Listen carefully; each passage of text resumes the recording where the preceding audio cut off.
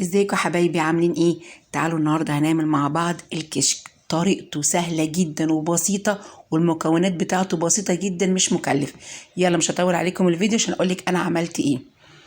بصي، انا عندي هنا طاسه حطيت فيها زيت زيتون، وطبعا انا مقطعه معايا البصل بالمنظر ده كده، واحطه على الزيت وهفضل اقلب فيه لغايه ما يحمر معايا، اكني بعمل البصل بتاع الكشري. اول ما يوصل معايا اللون ده ببدأ طبعا اطلعه. وطبعا الزيت ده هستخدمه لسه تاني. عايزه اقولك الاكله دي هتعجبك جدا، انا بالنسبه لي عجبتني قوي قوي وطعمها جميل جدا. انا كلكم تجربوها لان هتعجبكم قوي. بص، انا عندي هنا كوبايه من الرز، غسلتها كويس جدا وصفتها، وهبدأ احطها اهي مع الزيت بتاعي. تمام. واحط عليها معلقه من الدقيق.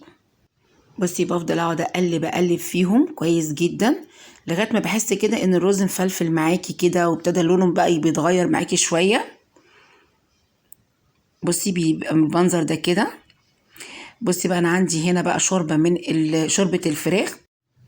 ولو ما عندكيش شوربه، انت ممكن تعملي شوربه عادي بالبصل وتحطي مرقه دجاج الباودر والتوابل بتاعتك وهتعملي شوربه يعني. بعد ما بغطيها بسيبها بقى لغايه ما تشرب الشوربه بتاعتي.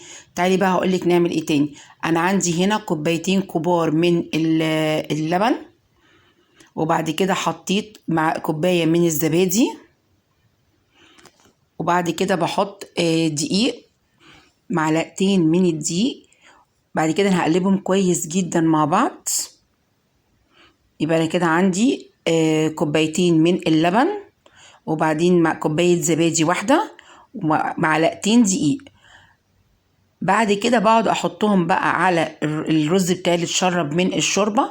اول ما بحط اللبن بتاعي بقعد لازم ايدك فيه تقلبي كويس جدا، تقعدي تقلبي لغايه ما تحسي ان هو ابتدى يشرب اللبن.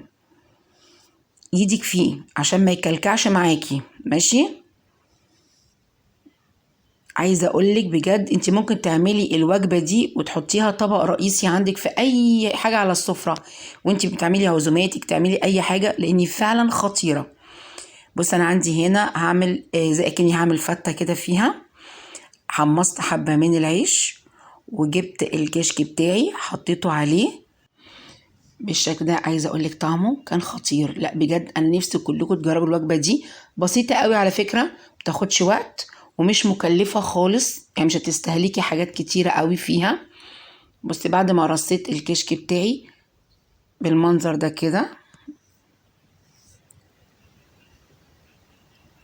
عايزه اقولك ريحته بقى خطيره وطعمه حلو قوي. ويا ريت كلنا نجربه، لان هي مكوناته بسيطه جدا ومتوفره عندنا، مش مكلف حاجه خالص. وطبعا عندي البصل اللي انا عملته هبدا احطه من فوق، ترصيه براحتك زي ما انت عايزه. يا رب تكوني استفدتي من فيديو النهارده، ولو عجبك الفيديو ما تنسيش تعملي لايك وشير. ولو اول مره تشوفيني يا ريت تشتركي في القناه مطبخ نيمو طلعت، والف هنا وشفا.